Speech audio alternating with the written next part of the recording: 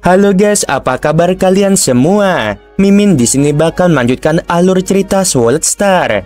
Disclaimer dulu bahwa kemungkinan besar ada perbedaan antara novel dan versi Donghua-nya, tapi alur cerita utamanya tetap sama. Jadi tanpa ragu, Mimin akan membawakan alur ceritanya. Penguasa benteng Vanu sedang duduk di aula. Tiba-tiba bel pintu berbunyi. Pintunya terbuka secara otomatis dan seorang pria dengan 4 kuku dan banyak antena di wajahnya masuk. "Bos, ini laporan keuangan untuk tahun ini," kata pria itu dan menyerahkan dokumen itu dengan hormat. Tokoh-tokoh dari ras lain berjejer di dokumen-dokumen itu. Penguasa benteng Vanuo mengambil dokumen-dokumen itu dan membacanya sekilas. Itu adalah perusahaan yang didirikannya saat menyamar sebagai makhluk hidup biasa di planet ini. Meskipun mungkin terdengar konyol bagi kesatria yang perkasa dan kelas atas untuk melakukan hal seperti itu, ia senang berada dekat dengan sebagian besar makhluk biasa yang ada di alam semesta. Terkadang, ia mungkin mendapatkan inspirasi baru dalam hukum saat merasakan persaingan di antara orang-orang biasa. "Tinggalkan aku dulu," perintah penguasa benteng Vanuo. "Aku akan mengadakan pertemuan nanti."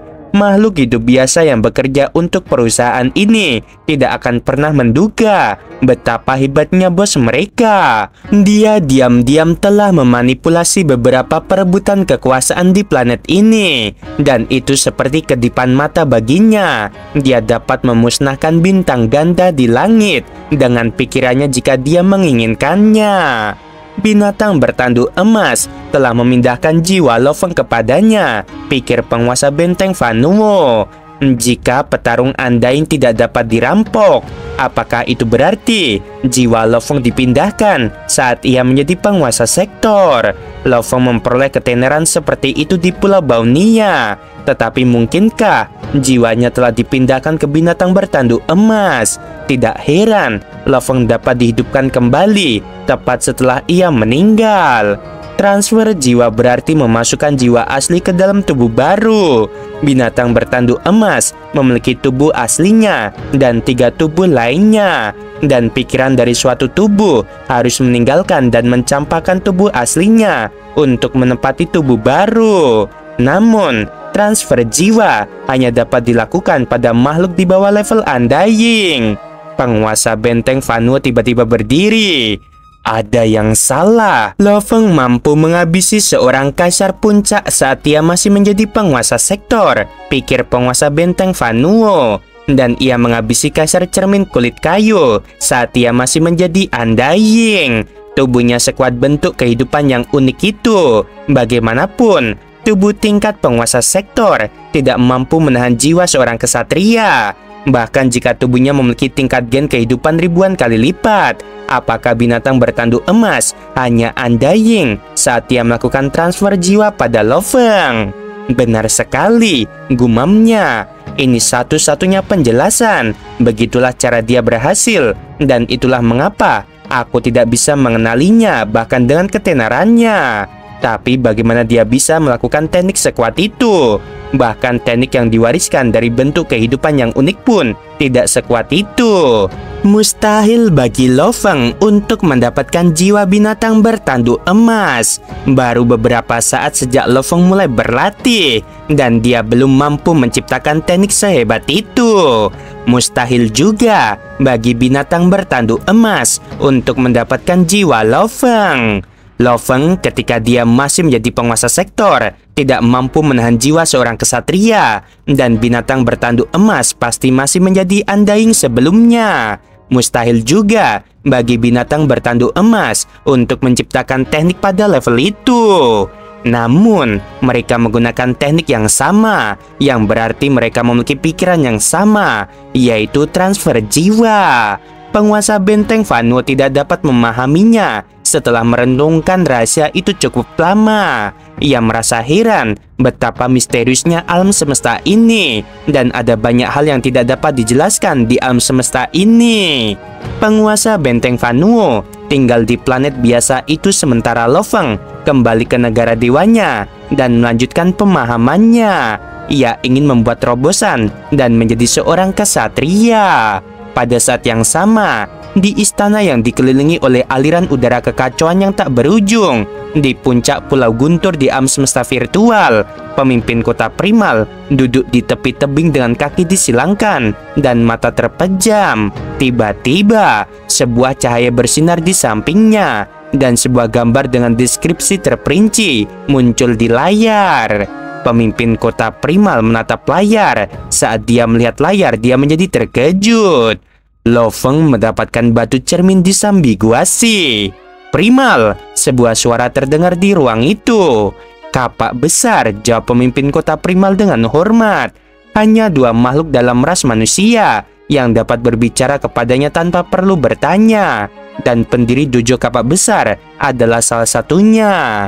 Primal, tahukah kamu bahwa Lo Feng menggunakan sistem alam semesta virtual untuk menilai batu cermin disambiguasi? Suara itu menggelegar. Para Universe Master lainnya juga mengetahuinya. Aku memutuskan untuk mengadakan pertemuan untuk memutuskan siapa pemilik batu itu. Apakah kamu setuju? Ya, pemimpin kota primal mengangguk. Pemimpin kota primal tahu bahwa batu disambiguasi berkaitan dengan harta karun sejati yang paling penting sejak bintang-bintang pertama kali terbuka. Para Universe Master sama sekali tidak peduli dengan harta karun sejati biasa. Namun, untuk harta karun sejati puncak yang dapat lahir di kuil disambiguasi, semua kekuatan di alam semesta menginginkannya. Sudah cukup murah hati bagi pendiri dojo kapak besar untuk mengadakan pertemuan, alih-alih memintanya langsung dari Lo Feng. Bagaimanapun, sistem alam semesta virtual adalah milik ras manusia, dan makhluk paling senior dalam ras manusia adalah pendiri dojo kapak besar, pemimpin kota primal, Void Gold Master, Master Gunung, Master Longyan, dan mereka yang sederajat. Setelah Lo Feng menilai batu cermin disambiguasi, alam semesta virtual mengirimkan pesan kepada para senior. Di suatu dimensi di alam semesta virtual, tempat cahaya bintang meredup di kegelapan, sebuah istana dewa melayang di langit. Ada bangku batu panjang di depan istana dewa dengan kursi-kursi batu di kedua sisinya. Di salah satu ujung bangku hanya ada satu kursi batu dan seorang manusia liar duduk di sana. Tiba-tiba, lebih banyak makhluk muncul di kursi-kursi di kedua sisi bangku. Mereka adalah Universe Master umat manusia. Semua orang tiba dalam waktu yang singkat. Semua orang ada di sini, kata si manusia liar itu sambil menoleh ke samping. Semua menatapnya dengan hormat karena pendiri kapak besar adalah seorang Trugat.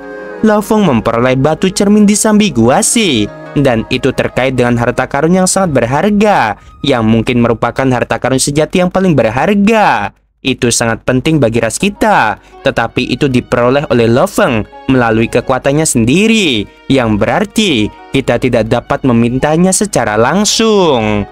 Batu cermin disambiguasi, kata sebuah suara dingin. Batu itu ada hubungannya dengan kuil disambiguasi. Lo Feng tidak ada apa-apanya dibandingkan dengan batu itu. Minta saja dia untuk memberikan batu itu kepada kita, dan kita akan membalasnya. Apakah cukup dengan memberinya harta karun sejati tingkat tinggi? Kita bisa memberinya lebih banyak jika dia merasa itu tidak cukup. Meskipun dia mendapatkannya sendiri, akan sia-sia jika membiarkannya menyimpannya. Setelah kuil disambiguasi dibuka, batu itu tidak akan berguna. Namun batu itu mungkin akan memberi kita manusia harta karun sejati yang paling berharga. Meskipun apa yang kamu katakan masuk akal, kata sebuah suara lembut. Aku ingin kalian semua ingat bahwa Lo Feng adalah bakat undying dan tak tertandingi dari ras kita, dan mudah untuk membayangkan dia bangga.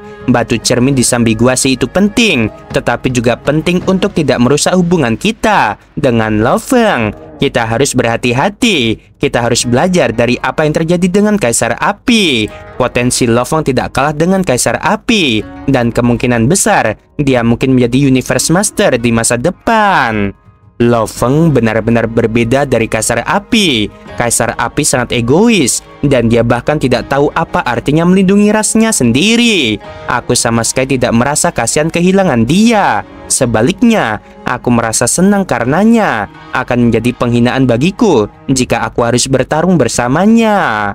Bagaimanapun juga, kita semua tahu betapa bangganya para talenta super itu. Semakin berbakat mereka, semakin besar pula rasa bangga mereka. Dan mereka akan marah jika kita tidak bisa menanganinya dengan tepat. Secara teknis, batu itu milik Lo Feng, dan dia berhak bahkan untuk menyanyiakannya. Akan lebih baik jika kapak besar membawa batu itu ke kuil, dan kemungkinan besar dia akan mendapatkan harta karun sejati dengan kekuatannya. Akan sia-sia jika menyerahkannya pada Lo Feng, tetapi kita perlu menemukan cara yang baik untuk membujuknya. Akan sedikit sulit untuk membujuk Lo Feng. Hanya pemimpin kota primal yang tetap diam. Semua Universe Master sepakat bahwa akan lebih baik untuk menenangkan Lo Feng. Bagaimana menurutmu, Primal? Salah satu dari mereka mendesak. Pemimpin kota primal tersenyum. Aku tidak akan tidak setuju dengan kalian. Kita harus mengambil kembali batu cermin disambiguasi. Tetapi kita tidak boleh merusak hubungan kita dengan Lo Feng. Kita tidak boleh membiarkan Lo Feng mengikuti jejak Kaisar Api. Semuanya mengangguk. Bukan hal yang aneh bagi makhluk agung untuk bergabung dengan kekuatan lain. Untuk hal lain, semakin kuat makhluk agung, semakin percaya diri mereka. Dan mereka bisa keras kepala dalam beberapa hal. Begitu mereka marah, mereka akan melepaskan diri dari kekuatan yang mereka miliki. Aku serahkan ini padamu, Primal, kata kapak besar sambil menyeringai. Kau gurunya, dan dia akan mendengarkanmu. Cobalah segala cara untuk membujuk Lo Feng. Bagaimanapun, batu cermin disambiguasi itu terkait dengan harta karun super sejati di kuil disambiguasi. Pemimpin kota primal mengangguk. Aku akan berusaha sebaik mungkin. Di langit luas samudera terpencil, cahaya ilahi dapat terlihat, dipancarkan oleh tempat suci keemasan. Lo Feng duduk bersila di depan tempat suci, tetapi matanya menatap ke negara dewa yang tak terbatas. Perasaan itu semakin dekat dan dekat. Rasanya aku bisa memperoleh pemahaman penuh untuk mencapai terobosan kapan saja. Aku hanya butuh sedikit lagi. Alis Lo Feng sedikit berkerut saat dia berhenti di tengah sesi kultivasinya. Dia telah terhubung ke alam semesta virtual dengan kesadarannya dan telah menerima pesan yang sangat penting. Sebuah pikiran tiba-tiba muncul di benak Lo Feng, dan dia pun mulai merasa khawatir. Di alam semesta virtual, aliran udara kacau tak berujung menyelimuti Pulau Guntur. Lo Feng berjalan di samping pemimpin kota primal. Setelah beberapa saat, Lo Feng memecah kesunyian.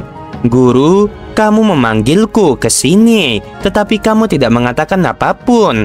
Hal ini membuatku sangat gelisah. Lo Feng, kamu seharusnya bisa menebak apa yang sedang kumaksud.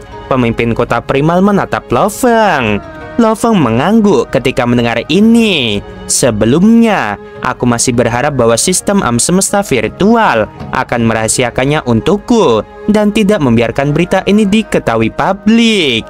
Sistem alam semesta virtual biasanya menjaga kerahasiaan, kata pemimpin kota primal. Setelah menerapkan penilaian menyeluruh dan logis pada hasilnya, pasti telah mencapai konfirmasi akhir bahwa masalah ini akan mempengaruhi seluruh ras. Oleh karena itu, ia memilih untuk meneruskan informasi tersebut kepada setiap dari kita, para Universe Master.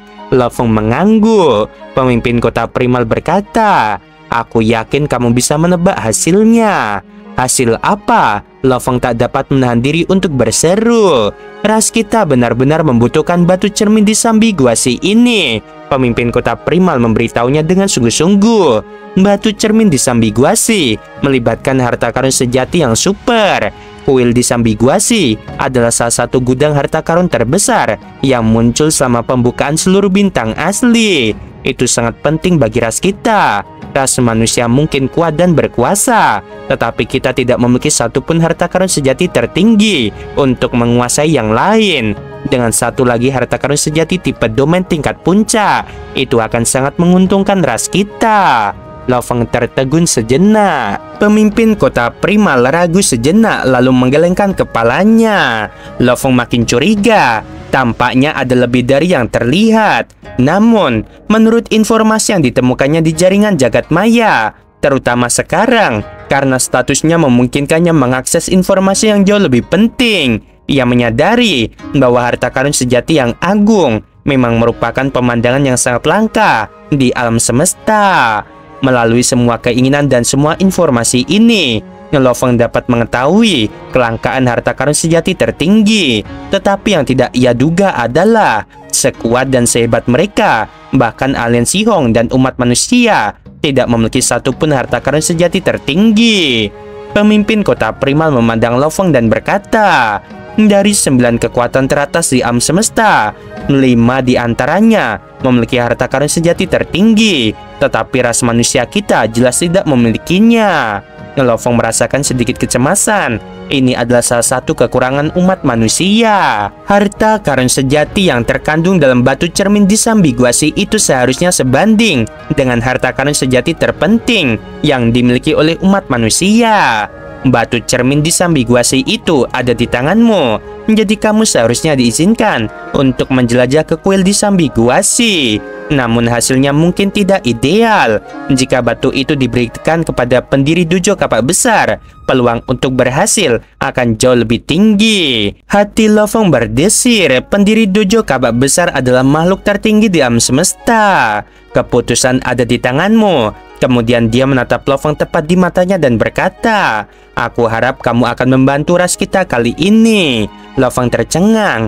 Dia bukan orang bodoh karena telah mencapai tingkat kultivasi seperti sekarang. Selain itu, dia telah menjalani kehidupan sebagai pengembara yang menjajahi alam semesta selama 50.000 tahun, yang telah memperluas wawasannya dan memungkinkannya untuk melihat dengan jelas semua penipuan dan ketidakjujuran yang umum terjadi di alam semesta. Ada banyak hal yang bisa dia pahami sendiri. Dia bisa menebak mengapa pemimpin kota Primal memanggilnya ke sini. Hal ini membuat Lo Feng dalam posisi sulit. Ia tidak siap secara mental untuk hal ini. Ia merasa sulit untuk menolaknya saat itu juga. Lo Feng berkata, ada 36 batu cermin di Sambiguasi yang tersebar di seluruh 10.081 bintang asli. Namun apakah ras manusia kita tidak memiliki satupun? Tidak satupun. Pemimpin kota Primal mengangkat kepalanya untuk meneguk anggurnya. Berdasarkan pertanyaan Lo Feng, dia sudah bisa mendeteksi keengganannya. Jumlah makhluk agung dalam ras manusia adalah salah satu yang paling sedikit di alam semesta. Kita membentuk minoritas. Ambil contoh aliansi wilayah utara.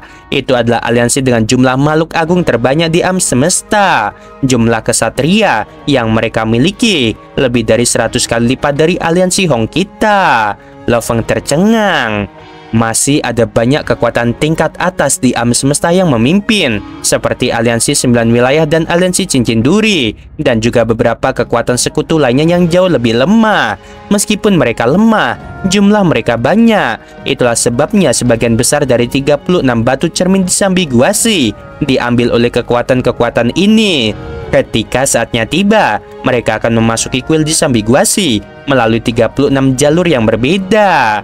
Lo Feng menjawab dengan lugas, Guru, aku tetap tidak mau. Pemimpin kota Primal mengernyit sedikit, tetapi ekspresinya melembut setelah itu dan dia berkata, dari 36 makhluk agung yang memasuki kuil di Sambiguasi kali ini, mungkin ada beberapa makhluk agung yang telah memperoleh batu cermin di Sambiguasi yang tidak kita kenal, tetapi mereka yang masuk, lebih dari setengahnya berkisar dari Universe Master. Yang lainnya kemungkinan besar adalah True God. Jika kamu tidak memiliki kemampuan minimal Universe Master, maka kamu tidak memenuhi syarat untuk masuk. Ini adalah aturan yang telah dipatuhi oleh banyak generasi. Setiap kali harus bersaing untuk mendapatkan harta karun terbesar setiap kali bintang asli terbuka. Dan akhirnya, mereka yang memperoleh harta karun sejati tertinggi hampir selalu adalah True Gods. Pemimpin kota Primal menatap Lo Feng dan menambahkan, Apakah kamu tahu apa itu makhluk Trugat?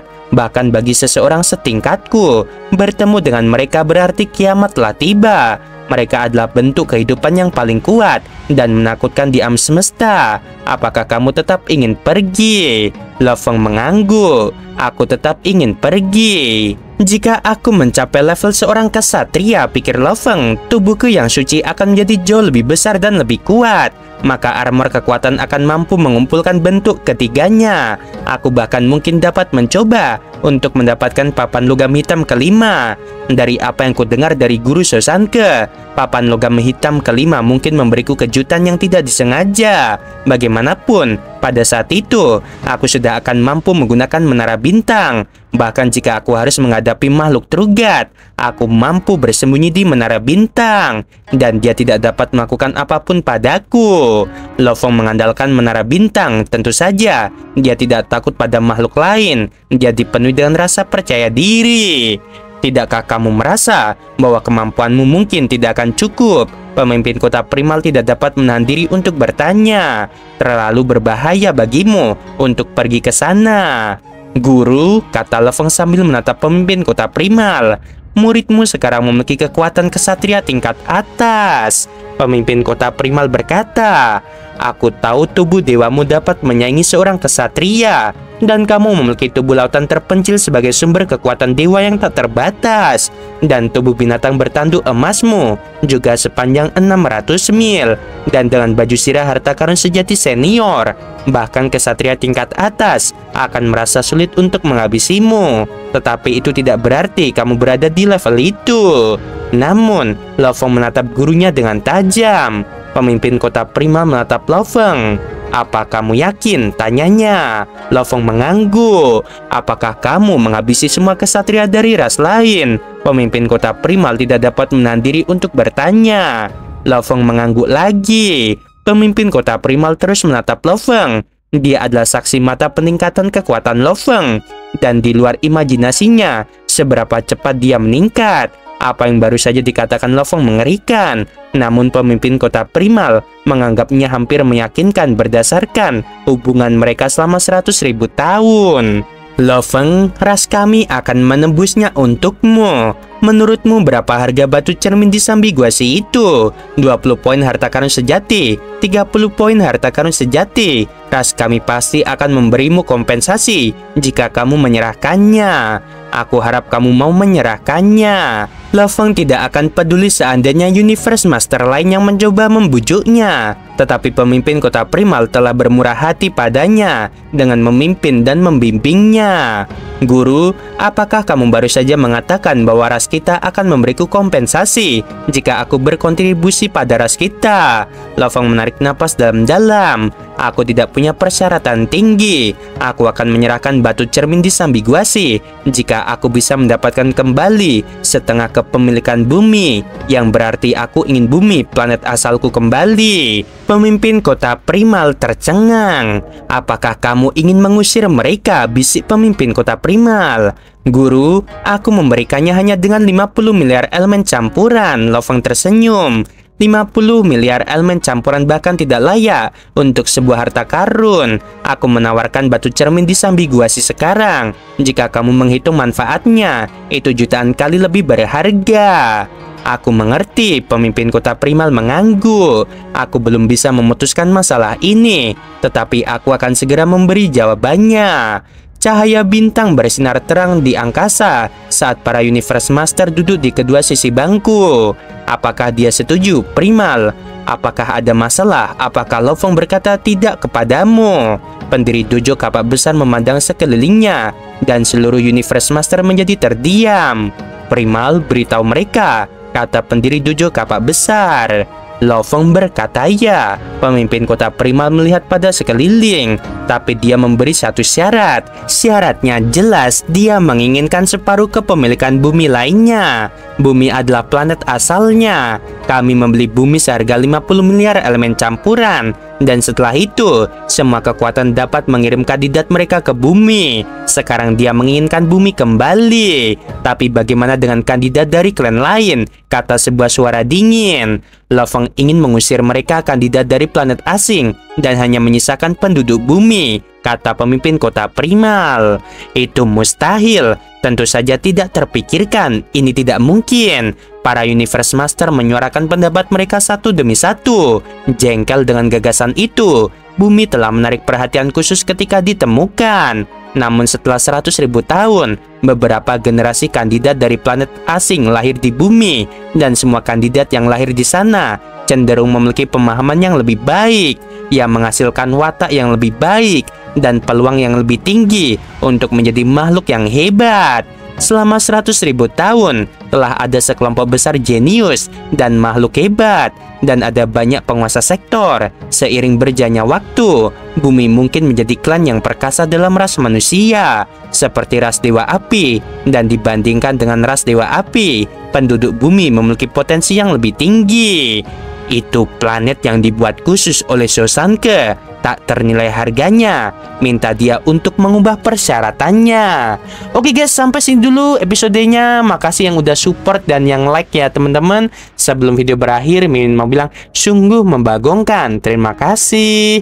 Semoga puasa kalian hari ini juga lancar ya teman-teman. Amin.